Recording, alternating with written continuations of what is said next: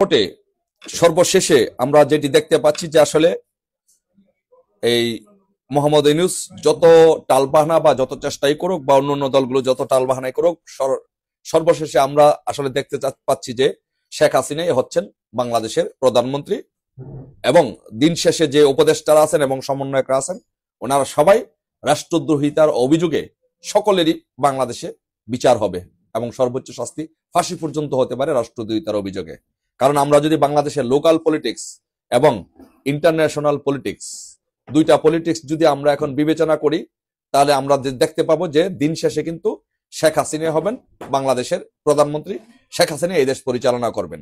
কারণ আমরা যদি দেখি যে লোকাল বিষয়টা যদি আপনি বিবেচনা করেন, আপনি দেখেন যে বাংলাদেশের জনগণ এই 100 দিনে 3 মাসও কিন্তু যায় নাই। এই অল্প সময়ের মধ্যে 100 দিনের মধ্যে বাংলাদেশের জনগণ বুঝে গেছে যে মোহাম্মদ ইউনূসের পক্ষে এবং এই যে কতিপয় নামদারি সমন্বয়ক উপদেষ্টা আছে তাদের পক্ষে এই রাষ্ট্র পরিচালনা করা সম্ভব নয়। কারণ এইরকম অদক্ষ লোক দিয়ে বাংলাদেশের মতো একটি রাষ্ট্র পরিচালনা করা সম্ভব নয়। তাই সারা বাংলাদেশে যেভাবে দুর্ভিক্ষের মতো একটি অবস্থা সৃষ্টি হয়েছে, সারা বাংলাদেশে যেভাবে জনগণ খেপে উঠছে, রাস্তার মধ্যে রিক্সাওয়ালারা একদিন নেমে পড়ছে, ছাত্ররা নেমে পড়ছে, বিভিন্ন স্কুল কলেজগুলো নেমে পড়ছে, তারপরে আনসার বাহিনী নেমে পড়ছে, সারা বাংলাদেশে একটা অস্থিতিশীল পরিস্থিতি বিরাজ করছে। সারা বাংলাদেশের জনগণ তাদের ভবিষ্যৎ নিয়ে চিন্তিত। এই জন্য যে কোনো সময় বাংলাদেশে একটি প্রতিবিপ্লব হওয়ার সম্ভাবনা আছে, প্রতিবিপ্লব হইতে পারে। এই জন্য যদি আপনি লোকাল বিষয়টা বিবেচনা করেন, বাংলাদেশের আমি মনে করি যে 99.99% মানুষ এই সরকারকে, সত্তর মহাজন ইউনূস সরকারকে চায় নাই। এটা হচ্ছে লোকাল বিষয়। আর ইন্টারন্যাশনাল বিষয়টা যদি আপনি বিবেচনা করেন, দেখেন যে আমাদের সবচেয়ে ঘনিষ্ঠ বন্ধু হচ্ছে, আমাদের পার্শ্ববর্তী বন্ধু হচ্ছে ভারত। সেই ভারতের বিরুদ্ধে যে একটি যুদ্ধ ঘোষণা করেছে, যে একটি যুদ্ধ ভাব মনোভাব তৈরি করেছে, তাতে ভারত কখনো চাইবে না যে বাংলাদেশে একটি জঙ্গিবাদী রাষ্ট্র, বাংলাদেশ একটি জঙ্গিবাদী রাষ্ট্র হোক বা বাংলাদেশে মৌলবাদের উত্থান হোক। এই জন্য ভারত কখনো তাদেরকে সমর্থন দিবে না। তারপরে মার্কিন যুক্তরাষ্ট্র কথা যদি বলেন, যে যারা সারা বিশ্বের পলিটিক্স নির্ধারণ করার চেষ্টা করে, তারা বাংলাদেশ সহ দক্ষিণ এশিয়ার দেশগুলোকে ভারতের চোখেই দেখতে চান। আর ইউনূসের ব্যক্তিগতভাবে একটি সম্পর্ক ছিল হিলারি ক্লিন্টনের সাথে।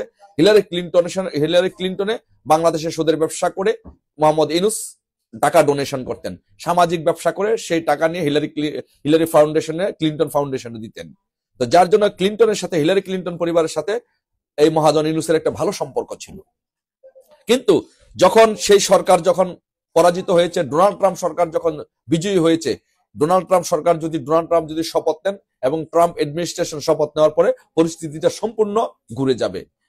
তখন বাংলাদেশে দেশীয় এবং আন্তর্জাতিকভাবে আর এই ইউনূসের আর কোনো বন্ধু থাকবে না, লোকালি কোনো বন্ধু থাকবে না, আন্তর্জাতিকভাবে কোনো বন্ধু থাকবে না। তখন ইউনূস একা হয়ে পড়বে। তখন তার দিন, ডোনাল্ড ট্রাম্প অ্যাডমিনিস্ট্রেশন ক্ষমতা গ্রহণ করার সাথে সাথে তার দিন ফুরিয়ে যাবে।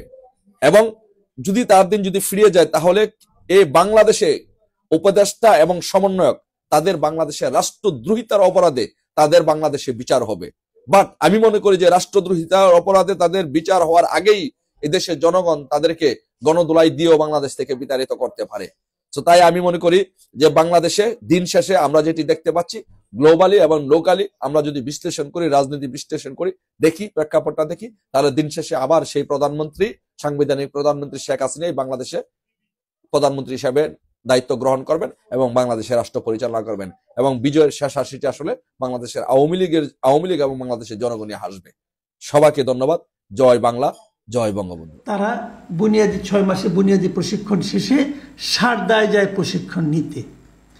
এর সঙ্গে যুক্ত হয় 38তম BCS এর 3 জন, মানে 38তম BCS এর 3 জন এমন 3 জন ছিল যারা নাকি চান্স পেয়েছিল, কিন্তু তারা এই সারদার ট্রেনিংটা নিতে পারেনি।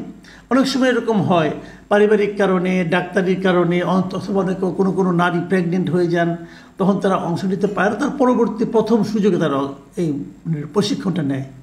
ওই যে ডলেরানি সরকারের কথা বললাম, হাওড়ের মেয়েটা, সেও ছিল এই 3 জনের একজন। মোট 66 জন। এই 66 জন সারদায় ট্রেনিং নিতে যায় 2023 সালের অক্টোবরে। ট্রেনিং হয় 1 বছরের। 1 বছর ট্রেনিং শেষ হয় 2024 সালের 20 অক্টোবর। সেদিনই তাদের পাসিং আউট হওয়ার কথা। এটাই নিয়ম সারদার, এটাই রীতি, যে যেই দিন তাদের প্রশিক্ষণ শেষ হবে, 1 বছর পূর্ণ হবে, সেই দিনই তারা পাসিং আউটে প্যারেডের মাধ্যমে তারা ওই ইনস্টিটিউট ছেড়ে চলে আসবে। তারপর তাদের কোথাও না কোথাও পোস্টিং হবে। এবং সেই প্যারেডে 20 অক্টোবর 2024 অংশ নেওয়ার জন্য স্বরাষ্ট্র উপদেষ্টা লেফটেন্যান্ট জেনারেল জাহাঙ্গীর আলম উনি 19 তারিখে মানে একদিন আগে সেখানে যান বটে, কিন্তু প্যারেডটা আর হয় না। প্যারেড কেন হয় না? পাসিং আউটের অনুষ্ঠানটা কেন হয় না?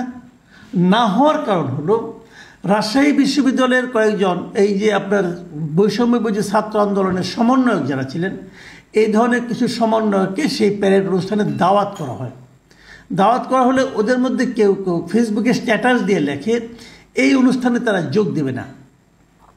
এই জন্য যোগ দেবে না যে এখানে যারা মানে এই পাসিং আউটে যারা দিয়ে 66 জন আছে তাদের মধ্যে 62 জনের নাকি ছাত্রলীগের লোক, অতএব তারা এখানে যোগ দেবে না। ছাত্রলীগের প্রমাণ কি কোনো কিছু নাই, কিন্তু তারা বললো তাদের মনে হয়েছে ছাত্রলীগের লোক, অথবা শুনেছেন তারা ছাত্রলীগের লোক, অতএব তারা সেখানে যাবেন না। ওকে, যাবেন না।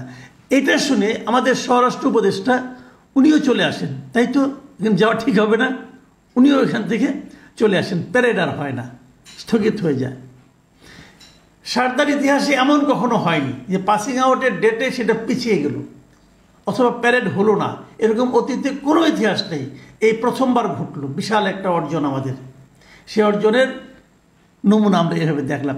তার কিছুদিন পর এই পাসিং আউটের ডেটটা 1 মাস পরে মানে 24 নভেম্বর আবার দ্বিতীয়বার ডেট ঠিক হয়, সেটাও অনিবার্য কারণ দেখে স্থগিত করা হয়। এরপর 15 ডিসেম্বর সেই 66 জনের মধ্যে 25 জনের নামে একটা শোকজ লেটার যায়।